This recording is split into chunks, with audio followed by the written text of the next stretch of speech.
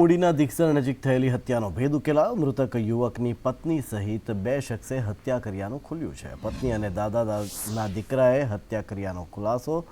પોલીસે પત્ની સહિત 2 શખ્સની કરી ધરપકડ। યુવકની પત્નીના આડા સંબંધનું હોવાનું સામે આવ્યું કારણ।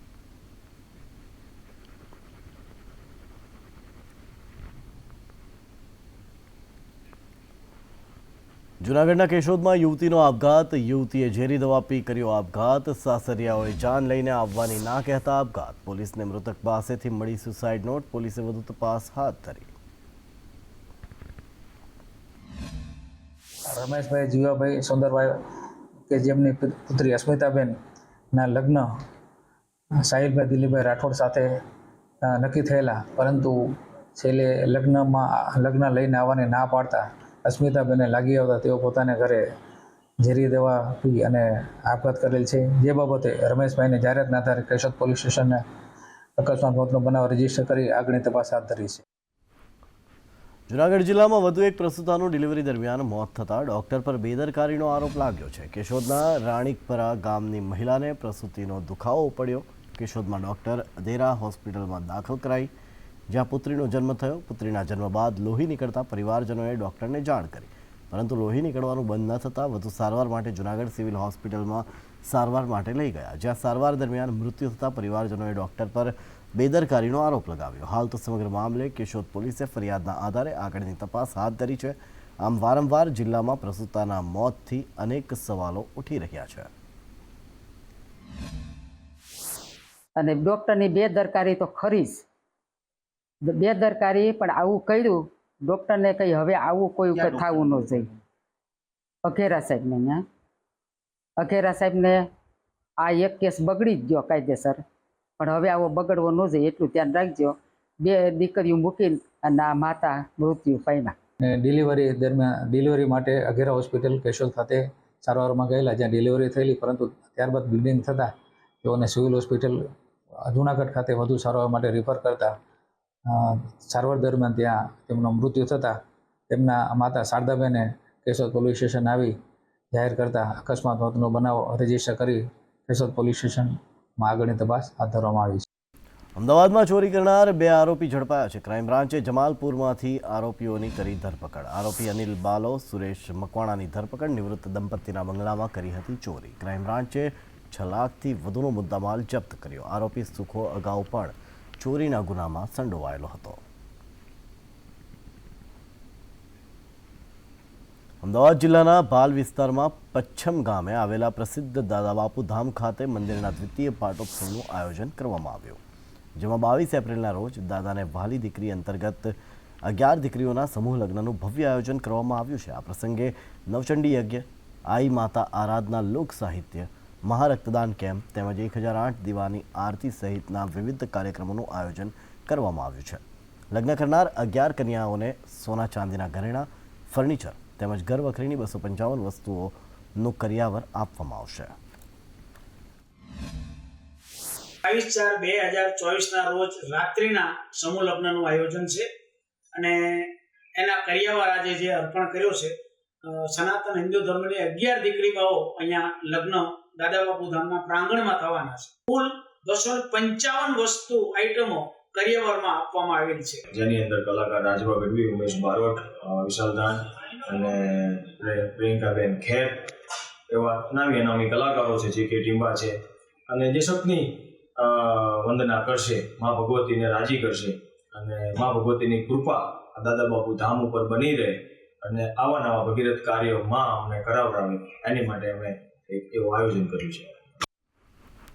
ઉનાળાની કાળઝાળ ગરમીમાં પાણીની સમસ્યાથી ગીર જંગલમાં વસતા પ્રાણીઓ પણ બાકાત નથી। પાણી માટે વન વિભાગ દ્વારા જંગલમાં પ્રાણીઓ માટે કૃત્રિમ રીતે પીવાના પાણી માટે વ્યવસ્થા કરવામાં આવી છે। ગીર જંગલમાં સિંહ સહિત અનેક જંગલી પ્રાણીઓ વસવાટ કરે છે, જેના માટે વન વિભાગ દ્વારા 274 જેટલા પાણીના સ્ત્રોત ઊભા કરવામાં આવ્યા છે, જેમાં પવનચક્કી અને ક્યાંક ટેન્કરો દ્વારા મૂંગા પ્રાણીઓ માટે પીવાના પાણીની સુવિધાઓ ઊભી કરવામાં આવી છે। મહત્વનું છે કે છેલ્લી ગણતરી મુજબ 645 જેટલા સિંહ જંગલમાં વસવાટ કરે છે। આ સાથે અહીં ચિંકારા, દીપડા, નીલગાય સહિત અનેક પશુઓ જંગલમાં વસવાટ કરે છે। ત્યારે વન વિભાગે ફેબ્રુઆરીથી લઈ જૂન સુધી પ્રાણીઓ માટે પાણીની વ્યવસ્થા કરી છે।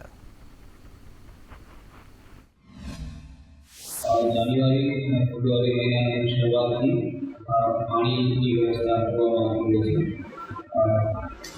કુલ વાત કરું તો 254 પાણીના પોઈન્ટ ગીર પૂર્વ વિભાગ હેઠળ આવેલા છે, જેમાં કેટલાક જંગલ વિસ્તાર એટલે ગીરમાં હોય છે, કેટલાક અનામત વિસ્તાર જે ગીરથી દૂર છે એમાં પણ પાણીની સુવિધા કરવામાં આવે છે. ગરમીની શરૂઆત થઈ ચૂકે છે ત્યારે ગીર વિસ્તારમાં કાળઝાળ ગરમીના હિસાબે વન વિભાગ દ્વારા આ જે રકાબીનો પોઈન્ટ જે કહેવાય છે તેને સાફસૂફ કરીને પાણી ભરવામાં આવ્યું છે, જેથી કરીને દેશની જે શાન ગણાતા સિંહોને અન્ય જગ્યાએ પાણી પીવા માટે વલખા ના મારવા પડે એ માટે અહીં પાણીની વ્યવસ્થા કરવામાં આવે છે અને દેખરેખ રાખી અને સિંહોનું પૂરું રક્ષણ કરવામાં આવે છે. ટીનુ લલિયા, સંદેશ ન્યૂઝ, ધારી. સુરતમાં કાળઝાળ ગરમીથી શહેરીજનો ત્રાહિમામ. ગરમીથી બચવા બાળકો યુવાઓ સ્નો પાર્ક તરફ વળ્યા. સ્નો પાર્કમાં સુરતવાસીઓ કરી રહ્યા છે મજા. એકબીજા પર બરફનો મારો કરી લઈ રહ્યા છે મજા. આજકાલ બહાર બહુ ગરમી પડી રહી છે, ત્યાંથી બચવા માટે અમે સ્નોબોર્ડમાં આવ્યા છે, ત્યાંથી અમને ખાસી રાહત મળી રહી છે. બહુ મજા આવી રહી છે. અહીંયા બરફથી રમવા મળી રહ્યું છે, વધારે મજા આવી રહી છે. મારી મમ્મી, મારા મામી બંને મામી સાથે આવ્યા છે. બહુ સારો અહેસાસ થાય છે. અમે અમદાવાદના છીએ પણ અહીંયા આવ્યા છીએ મામીના ઘરે, એટલે અહીંયા स्नोबोर्ड में आया है. वो सारा एहसास था. सही है, हम फर्स्ट टाइम आए लेकिन बहुत बहुत अच्छा लग रहा है. हमारी बेटे की स्पेशल डिमांड थी स्नो में आने की, इसलिए हम यहाँ आए. कितना एंजॉय कर रहे हो? बहुत सारा. पिता साथ मुझे कितना एंजॉय कर रहे हो? बहुत सारा, बहुत मजा आया, बहुत मजा आया. गर्मी बहुत है, बहुत ज्यादा गर्मी है, लेकिन यहाँ के तो पता ही नहीं लग रहा है कि गर्मी भी है क्या. અમદાવાદ એએમસી સંચાલિત શાળાઓમાં હવે પ્રવેશ લેવા માટે વિદ્યાર્થીઓની પડાપડી થઈ રહી છે. એએમસી સ્કૂલ બોર્ડમાં વર્ષ 2024-25માં રેકોર્ડ બ્રેક એડમિશન થયા છે. શૈક્ષણિક વર્ષ 2024-25 માટે અત્યારથી જ 29,361 બાળકોએ એડમિશન કન્ફર્મ થયા છે, તો ધોરણ 1માં 20,130 એડમિશન કન્ફર્મ થયા છે, તો બાળ વાટિકાઓમાં પણ 9,231 વિદ્યાર્થીઓએ પ્રવેશ મેળવ્યો છે. હજુ તો શૈક્ષણિક નવું વર્ષ જૂનમાં શરૂ થશે, ત્યાં સુધી 50,000 આંકડો પહોંચવાની સંભાવનાઓ સેવાઈ રહી છે. આ વર્ષે બાલવાટિકાની વાત કરીએ તો 9,231 જેટલા વિદ્યાર્થીઓએ બાલવાટિકાની અંદર આજ દિન સુધીમાં પ્રવેશ થયો. આ પ્રવેશ પ્રક્રિયા તો હજી બીજી 3-4 મહિના ચાલવાની છે અને આ આંકડો વધવાની પણ શક્યતા છે. છેલ્લા 10 વર્ષના સૌથી વધારે રેકોર્ડ બ્રેક એડમિશન આ વખતે અત્યાર સુધીમાં નોંધાયેલા છે. નવસારીમાં ક્ષતિગ્રસ્ત પુલને લઈ લોકોનો રોષ. પુલ નહીં તો મત નહીંના બેનર સાથે વિરોધ. આંતલિયા ઉંડાઈ માર્ગ પરના પુલને લઈને વિરોધ. પુલનું કામ મંથર ગતિએ ચાલતા લોકોનો રોષ.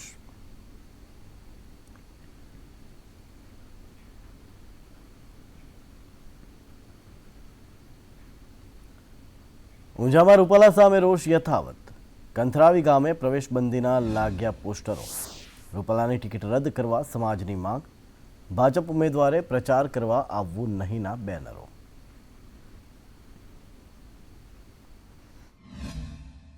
બેનર લગાવ્યું છે અમે બીજેપીને વોટ નહીં આપીએ. જો સુધી મારું નિવારણ નહીં આવે ત્યાં સુધી અમે વોટ પણ નહીં આપવાના. અમે બધા એક સંમત છીએ, બધા રાજપૂતો આજુબાજુના અમારા ગામના બધા સંમત જ છીએ આના માટે. બરાબર, એટલે આ પૂરું બેનર લગાવ્યું છે સામે તમે જોઈ શકો છો. અમે ફૂલ વિરોધ કરીએ છીએ, ફૂલ એટલે પૂરો વિરોધ કરીએ છીએ. વડોદરામાં કેદીઓને મળવા પહોંચ્યા પરિવારજનો. જેલ સત્તાધીશોએ મળવા જવાનું ના કહેતા રોષ. ઈદના તહેવારે મુસ્લિમ કેદીઓને મળવા પહોંચ્યા. વડોદરા બહારથી પણ લોકો મળવા આવ્યા. એમ કહી શકે હમણાં તમને જવાબ દઈને અમે કીધું એ કે ઉપરથી મનાઈ આવી તો અમે એમ કીધું કે અમને દેખાડો શું મનાઈ આવી, તો એ કાંઈ જવાબ નથી દેતા. એ એમ કહે કે ઈદની મુલાકાત નહીં દઈ, તો અમે ઈદની મુલાકાત લેવા તો ભાઈ રાતના અહીંયા આવ્યા તો હવે અમને મુલાકાત તો દેવી જ પડે. એમના તહેવારમાં એ મુલાકાત બંધ રાખશે તો અમારી ઈદની અમે મુલાકાત ન લઈ. નહીં અમે અહીંયા ગેટે પૂછ્યું હતું હમણાં. सुबह 8 बजे से यहाँ पे आए हुए हम. क्या बोल रहे हैं आप? अरे यहाँ से पे किसी को भी जवाब सही से दे नहीं रहेंगे. यहाँ पे हम पूछ रहेंगे कि आपके पास ऑर्डर है तो हमको ऑर्डर दिखा दो, हम चले जाते हैं. वो बोल रहे हैं हमारे पास ऊपर से ऑर्डर रहेगा, इस साल हम इस पे मिलने नहीं देंगे.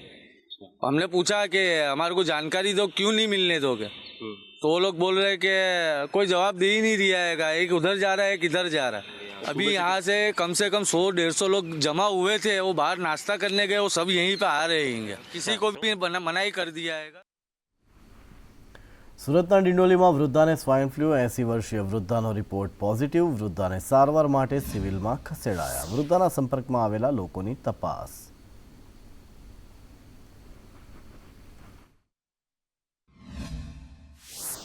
મહિલાને સિવિલ હોસ્પિટલમાં દાખલ કરવામાં આવેલા છે અને ત્યાં સિવિલની અંદર જ આ ટેસ્ટિંગ થાય છે અને અત્યારે તેઓ સારવાર હેઠળ છે. 80 વર્ષ.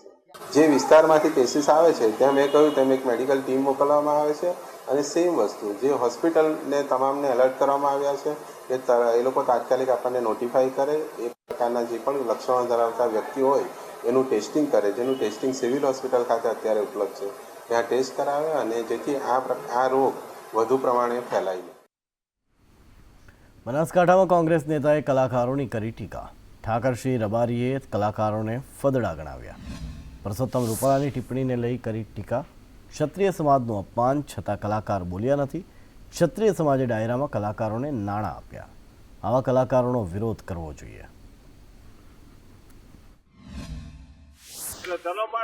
આ મંચ ઉપર કુદમ કુદા કરતા કલાકારો રાજપૂત સમાજના વખાણ કરે અને કરોડો રૂપિયાની ઉછાળ કેપી છે.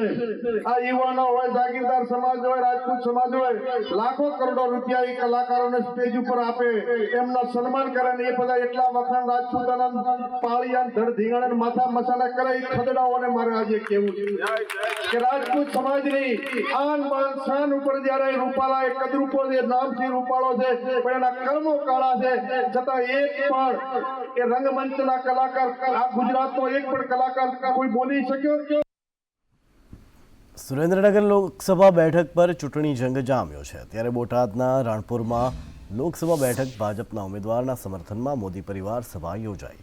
ઉમેદવારનું ઢોલ નગારા સાથે સ્વાગત સન્માન કરવામાં આવ્યું અને સભામાં ભવ્ય બહુમતી સાથે મત આપવા સમર્થન પણ કરવામાં આવ્યું. જ્યારે આ સભા મળી ત્યારે આપ અહીંયા હાજર હોય તો આપણે પણ જોયું હશે કે લોકોમાં કેટલો બધો જબરજસ્ત ઉત્સાહ દેખાઈ રહ્યો છે. હું છેલ્લા 14 દિવસથી જિલ્લાના દરેક તાલુકામાં ફરું છું, ત્યારે દરેક જગ્યાએ આવો જ ઉત્સાહ દેખાઈ રહ્યો છે. ત્યારે સુરેન્દ્રનગર લોકસભા સીટ જીતવામાં ક્યાંય પણ ઘટતું જ નથી. શિનોરમાં ભરૂચ લોકસભાના ભાજપના ઉમેદવાર મનસુખ વસાવાની ઉપસ્થિતિમાં ભાજપના કાર્યકર્તાઓનું સંમેલન યોજાયું. જિલ્લા પંચાયતના ભાજપના કાર્યકર્તાઓના કાર્યક્રમમાં બૂથને મજબૂત બનાવવા અને મતદારો પાસે કેન્દ્ર અને રાજ્ય સરકારની વિવિધ યોજનાઓ અંગે માહિતી પહોંચાડવા માર્ગદર્શન આપવામાં આવ્યું. દેશના પ્રધાનમંત્રીને હજુ પણ આવનારા દિવસોમાં એક ભારતને મજબૂત રાષ્ટ્ર બનાવવાનું છે, ભારતને પણ અમેરિકાના હરોળમાં મહાસત્તા બનાવવાનો જરૂર છે. તો તેવા સમયમાં નરેન્દ્રભાઈ ત્રીજી વખત પ્રધાનમંત્રી બને એ ખૂબ જરૂરી છે. તો એના માટે ત્રીજી વખત દેશના પ્રધાનમંત્રી બને એમાં ગુજરાતની પણ 26 લોકસભા જીતવાનું તો છે જ, પરંતુ CR પાટીલ સાહેબે એક લોકસભા 5 લાખના માર્જિનથી જીતવાનો એક ટાર્ગેટ આપ્યો છે.